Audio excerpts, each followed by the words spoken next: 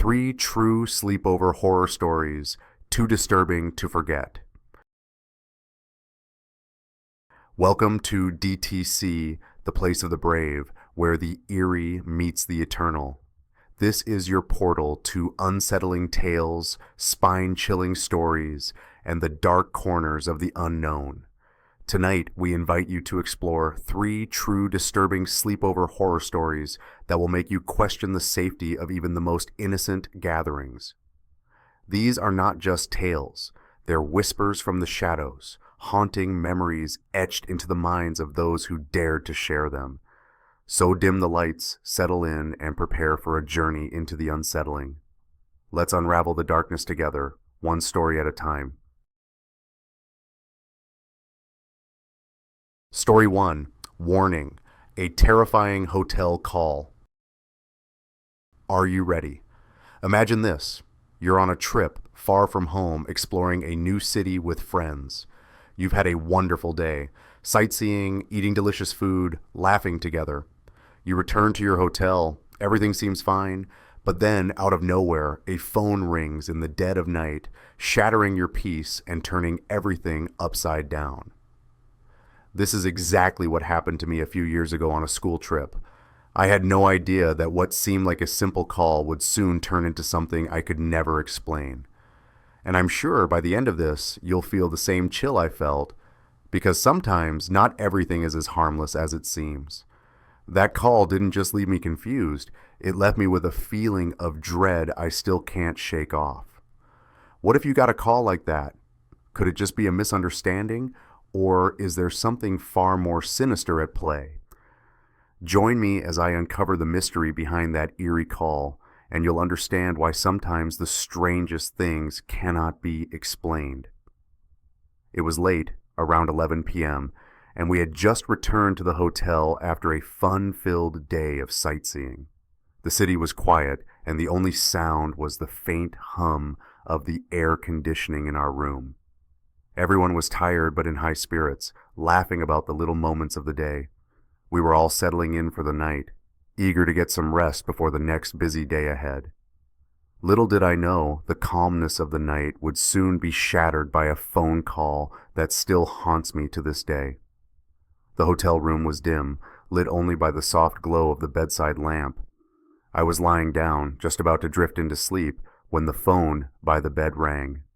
At first I thought it was a mistake, maybe the wrong room being called or a wrong number. But when I picked up the receiver, a chill immediately ran down my spine. The voice on the other end was calm, but there was something unsettling about it. "Hello, this is the front desk. We need someone from your room to come down and settle the payment for your stay." I froze. My heart started racing. We had paid for the room when we checked in, so this didn't make any sense. Why would they be calling us now? Why weren't they speaking to the person who had checked us in? It didn't feel right. The tone of the voice didn't sound threatening, but there was an air of formality, a sense of urgency that made everything seem so off. I looked over at my roommates. They were all as confused as I was. We had paid the full amount, we were certain of it. But something about the whole situation didn't sit well with me. There was no reason for the front desk to call us at this hour, and it didn't help that they specifically asked for one of us to come down. Who were they really talking to? Why were they targeting one person, not the whole group? We decided to ignore the call. No one was going down at that time of night to settle a payment that was already taken care of. But the unease lingered in the air, and as the minutes ticked by, none of us could shake the feeling that something wasn't right. The calm night had been replaced by an eerie sense of dread, as if something unseen was watching us, waiting. The next morning, no answers. The next morning, we went to the front desk to inquire about the strange call. The receptionist greeted us, oblivious to what had happened. "I'm sorry," she said, "but there have been no issues with your payment. Everything seems fine." I felt a mixture of relief and confusion. If there was no issue with the payment, then who called us the night before? And why? We all tried to rationalize the situation. Maybe it was a simple mistake, perhaps a mix-up with the rooms or a case of miscommunication, But deep down, none of us were fully convinced.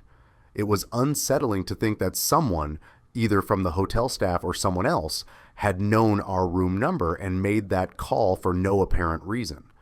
And why did they insist on one of us coming down? It felt too specific, too deliberate. Personal reflection, the unknown and our reactions. That experience stayed with me long after the trip ended. It wasn't the kind of thing you can easily forget, especially when there's no logical explanation for it. In life, we often find ourselves trying to make sense of things that don't add up. We want answers. We crave certainty. But the truth is, some things remain a mystery, and sometimes we'll never understand why they happened. This experience made me think deeply about human nature and our reactions to the unknown. How often do we dismiss things because they don't fit into our neat little boxes of understanding? When something strange or uncomfortable happens, we're quick to rationalize it. But how many times do we ignore our instincts, convincing ourselves that everything is fine, when deep down we feel something isn't right? The call wasn't the only strange thing I've experienced, but it was one of the most unsettling. There are countless stories of people encountering odd situations, whether it's receiving an eerie phone call, seeing something inexplicable, or sensing a presence when no one is around. It's a reminder that the world is full of mysteries, and not everything is as simple as we'd like it to be. I couldn't help but recall other strange encounters I've read about or heard from people I know. Take the story of a traveler staying in a remote hotel.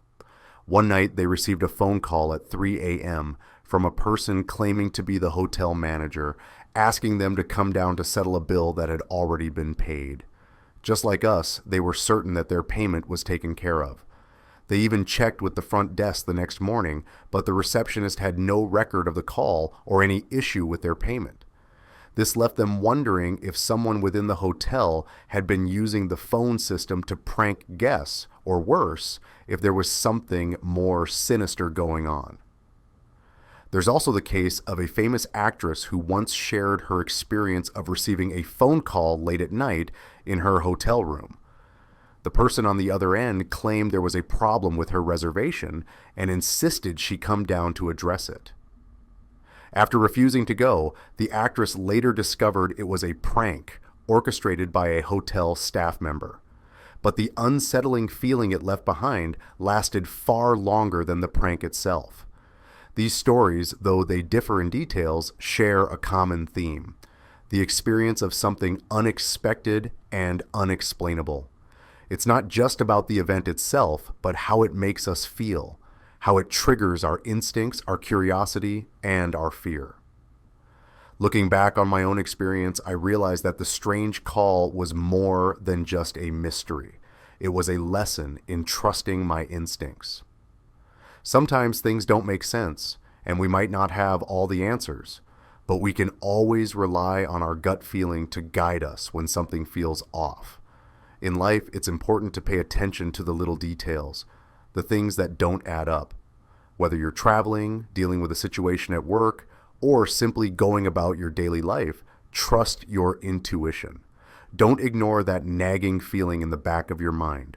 If something doesn't feel right, take a moment to question it, to investigate, or simply to trust yourself enough to walk away. Some mysteries will never be solved. Some calls will always remain unanswered. But if there's one thing I've learned from that experience, it's that the truth is often hidden in plain sight. And it's up to us to decide whether we'll accept the unknown or go looking for answers. As I look back on that night, I realized that the true mystery wasn't just the phone call or the strange request. It was the unsettling feeling that followed, the eerie silence that seemed to wrap around us as we lay in our beds, questioning everything. In the end, we never got an explanation, and perhaps we never will. But what we did get was a reminder that sometimes the world doesn't make sense, and that's okay. The call was just one of many strange things that happen in life. We've all experienced moments when we can't explain what's going on around us, when logic and reason seem to fail us. But it's in those moments when we face the unknown that we grow stronger.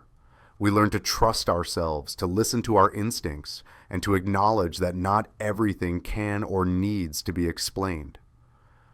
There's a lesson in every strange experience, the importance of embracing the mysteries of life rather than fearing them. Sometimes it's better to let go of the need for answers and simply move forward, knowing that there are things in this world that are beyond our understanding. And that's part of what makes life so fascinating. Just like that hotel call, some things in life will remain unexplained, no matter how much we try to make sense of them. But if there's one thing I've learned, it's that it's okay not to have all the answers. Life is full of mysteries, and sometimes it's those mysteries that make the journey so intriguing. So, the next time something strange happens, whether it's a mysterious call in the middle of the night or a sudden, inexplicable event, don't be afraid. Embrace the unknown, trust your instincts, and know that you're not alone in facing the strange and unexplainable. After all, life is filled with surprises, and sometimes the most chilling moments can also be the most enlightening. Do you dare to listen to the dark? If tonight's tale gave you chills, let us know your thoughts in the comments. We want to hear what creeps you out and what other stories you'd love us to explore. Don't miss out on the next terrifying story. Subscribe to DTC, The Place of the Brave, and join the family that thrives on the unknown. Tap the notification bell so you're the first to hear every spine-chilling tale. Share this video with someone brave enough to face the darkness, and let's dive deeper into the creeps that haunt our world. Comment below and become part of the terror. The darkness is calling, and we want you with us. The haunting that followed us. A night we should have never ignored the warnings. It was a hot summer night in 1999, and the air felt thick, almost suffocating. The town was eerily quiet, save for the sound of crickets chirping in the distance, their cries oddly distant, like they were coming from another world. I was only 12, but that night I felt the creeping sense of dread that I had never experienced before. My friends and I had ventured out, thinking we were just another group of innocent kids enjoying a summer evening. Little did we know we were stepping into something far darker than we could ever imagine. The warnings were there, the warnings that we laughed off, thinking they were just another attempt to control our wild spirits. My parents had always told me to stay away from the desert and the railroad tracks, but we didn't listen. We thought we were invincible, our youthful arrogance blinding us to the danger lurking in the shadows. That night, as we wandered through the streets, something felt off. It wasn't just the usual thrill of sneaking around in the dead of night. It was something more, something sinister that made the hairs on the back of my neck stand up. We didn't realize it then, but we were being watched, stalked by a presence that we could neither see nor understand. And when the headlights flashed in our faces, it was too late.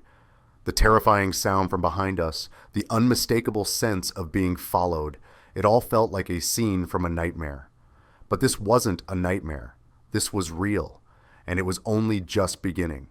We had ignored the warnings. Now we would have to face the consequences. The town I grew up in was a peaceful, almost sleepy place.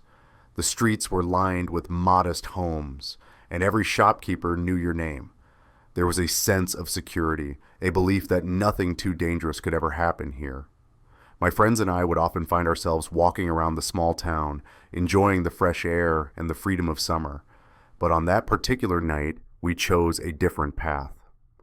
As the sun dipped below the horizon, the town transformed. What was once a quiet and peaceful place began to feel unsettling, like it was holding secrets we weren't meant to know. We walked with the carefree energy only children can have, believing that nothing could touch us. Katie's house became our haven, a place where we would gather after dark, away from the watchful eyes of our parents. Katie's parents weren't home that evening, so we had the house to ourselves. It was the perfect setting for a night of snacks, movies, and laughter. Yet something felt off from the very beginning. It wasn't a major shift, but there was a subtle difference, a shift in the air that I couldn't quite place. We laughed it off, convincing ourselves it was just nerves. It wasn't until the evening news report that the tension began to grow. The news broadcasted a strange sighting, a man walking down Main Street acting oddly. The report didn't give much detail, but the news anchor's voice was grave, almost as if they were hinting at something more sinister. We shrugged it off. This was a small town, and we'd seen strange things before. It was nothing more than a curious incident. After finishing our snacks, we decided to take a stroll around town. The streets were empty, save for a few cars passing by. It was the perfect night for a walk, or so we thought.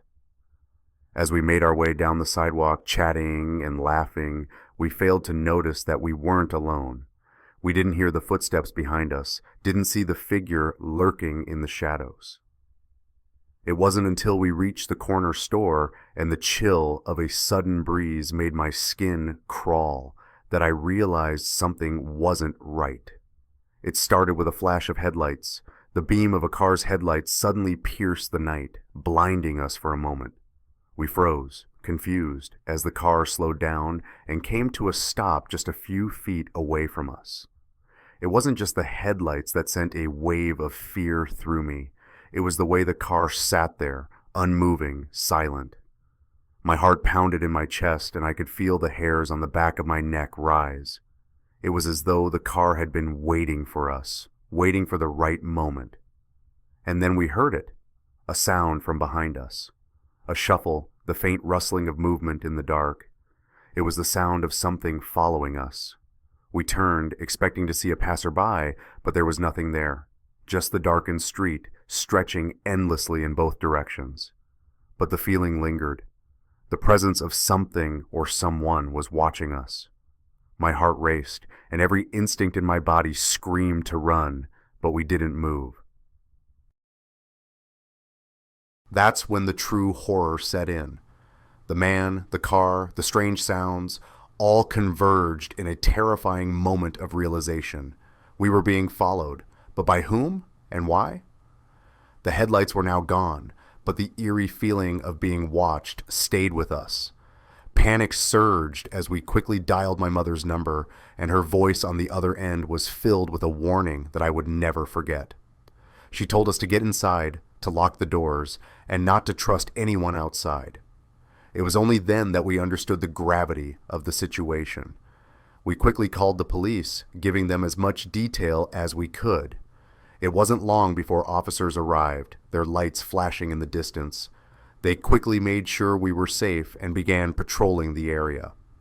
The car that had followed us was gone, as was the strange presence. But even as we stood there, breathing heavily and shaken, I couldn't shake the feeling that something had been there with us, something that wasn't quite human. That night taught me lessons I still carry with me to this day. The first lesson was the importance of listening to warnings. My parents had told me time and time again to avoid certain areas of town, to stay safe, and to always trust my instincts. I had laughed at their concerns, thinking they were just being overprotective, but that night proved that sometimes the warnings are there for a reason. The second lesson was about the power of fear. Fear isn't just a feeling, it's a warning, a signal from our body that something is wrong. The way my heart pounded, the way I felt the presence of danger before I saw it, it was my body's way of telling me to run. And the final lesson? Always trust your instincts. When something doesn't feel right, it's usually because it isn't. As the harsh red and blue lights of the police cars faded into the distance, and we were left standing in the trembling silence of Katie's house, the terrifying weight of what had just happened hit me like a physical blow. Our hearts were still racing, but the adrenaline had turned to ice. We had narrowly escaped, but at what cost? We had ignored the warnings that were so obvious, so clear, but that we had brushed aside as though they were mere annoyances. That night, the town I once thought of as peaceful and safe became a place of shadows, of lurking dangers. The danger wasn't just the man following us. It was the realization that there are things in this world that we cannot control, things that follow you in the dark, things that wait for you to make the wrong move. The air was thick with that sense of foreboding, a feeling I couldn't shake, even after the police arrived. It wasn't just the terror of a stranger watching us. It was the undeniable truth that something darker, something far more sinister, had been out there, waiting. The fear I felt that night wasn't just the adrenaline of escape. It was the fear of knowing that I had been marked, that we had all been marked. A presence, an unseen force had been there, tracking us through the streets, and it wasn't just a one-time thing. It was a warning that danger doesn't always announce itself. Sometimes it moves in silence, always one step behind you, watching, waiting. And as we stood there, safe for the moment, I couldn't help but feel that something far worse could be lurking, just around the corner. That night I learned something chilling, something I will never forget. Fear is not just a reaction to the moment. It is a message. Our instincts scream at us for a reason, and ignoring them can have consequences beyond our understanding. The warning signs were always there. The strange sensation that something wasn't right, the way the air felt heavy and cold, the feeling of being followed. All these were signs we should have seen, heard, and feared. But we didn't. And that was the scariest part of all.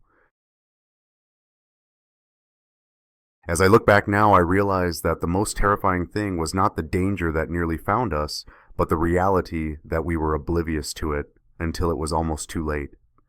The presence that followed us that night wasn't just human. It was something far darker.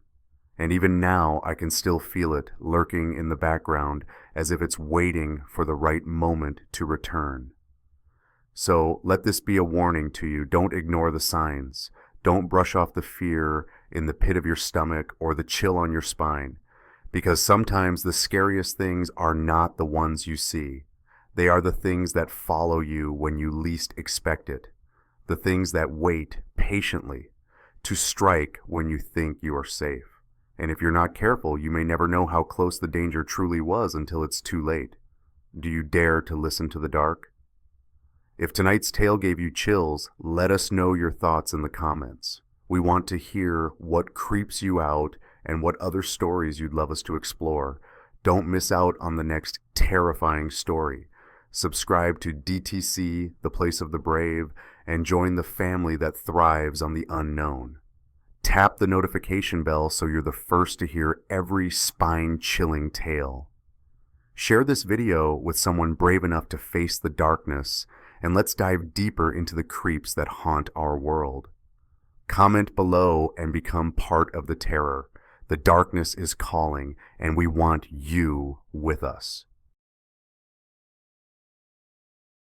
Story 3. The Shadow That Lingers. When I was a child, my family lived in an old house in the suburbs. It was the kind of house that seemed alive in its own eerie way.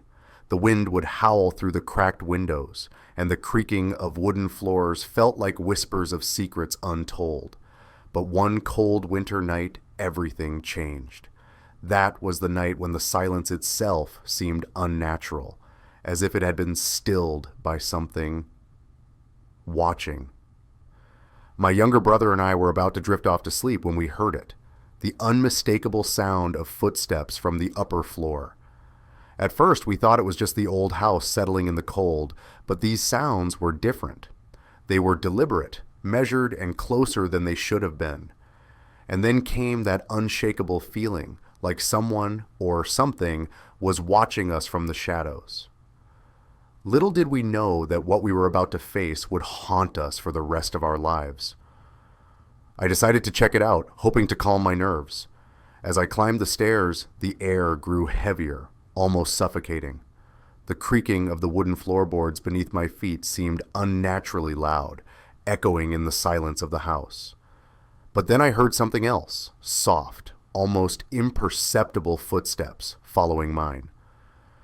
When I reached the top of the stairs, the hallway stretched out before me, dimly lit by the moonlight filtering through the window. The shadows seemed to twist and shift as if they had a life of their own. My breath caught in my throat as I turned toward the living room, and then I saw it. In the corner of the room, illuminated faintly by the streetlight outside, stood a figure. It was tall, unmoving, and its features were shrouded in darkness. My body froze in place, paralyzed by an instinctive fear. I blinked, hoping it was a trick of the light, but the figure didn't vanish. Instead, it turned its head slowly toward me. Its face was a blur of shadows, its eyes nothing but hollow voids, deep, endless pits of darkness that seemed to pull me in. My heart pounded in my chest, and I felt the air around me grow colder. I wanted to scream, but the sound was caught in my throat. The figure didn't move closer. It didn't need to. Its presence alone was enough to root me to the spot in sheer terror. I don't remember how I found the strength to move, but I ran. I bolted down the stairs, each step feeling heavier than the last, as though the house itself was trying to hold me back. The hallway seemed to stretch endlessly, and the shadows around me deepened, becoming almost tangible. When I finally reached the bedroom, I slammed the door shut behind me, my chest heaving. My brother stared at me with wide, terrified eyes. "You saw it, didn't you?" he whispered, his voice trembling. "What do you mean?" I asked, but deep down I already knew. He pointed to the door. My blood ran cold. There were scratch marks on the wooden surface, deep, jagged grooves that hadn't been there before. It was as if something or someone had been trying to get in. The rest of the night was a blur. We didn't sleep. How could we? Every sound, every creak of the old house felt like a prelude to something worse. When morning finally came, the figure was gone, and the house seemed to return to its usual decrepit self. But the memory of that night lingered, etched into our minds like a scar. Years later, after we moved out, I couldn't resist the urge to research the house. The results sent a chill down my spine. Before we lived there, a family had experienced a series of tragedies. A fire that took the life of a young boy, and a father who vanished under mysterious circumstances. The more I dug, the more disturbing the stories became. Neighbors spoke of strange noises, shadows moving in the windows, and an overwhelming feeling of being watched. Even now, I can't shake the memory of that night. The figure I saw in the living room wasn't just a trick of the mind. It felt real. Too real. Sometimes I wonder, was it the spirit of the boy, trapped in a place of grief and sorrow? Or was it something far darker, feeding on the fear of those who dared to live there? The scariest part isn't the figure itself, but the realization that there are forces in this world we may never fully understand. Some mysteries aren't meant to be solved, and some questions are best left unanswered. To this day, I still have nightmares. In them, I'm back in that old house, standing at the top of the stairs. The figure is there waiting for me, its hollow eyes staring deep into mine. And when I wake up, I can't help but feel that somewhere it's still watching. Perhaps it wasn't just tied to the house. Perhaps it followed me. Or maybe it's waiting for the right moment to return. As the darkness deepens and the stories grow more unsettling, we venture deeper into the unknown together. Each chilling tale brings us closer to the eerie truths lurking just beyond the veil of reality. The terror doesn't stop here. It only gets worse.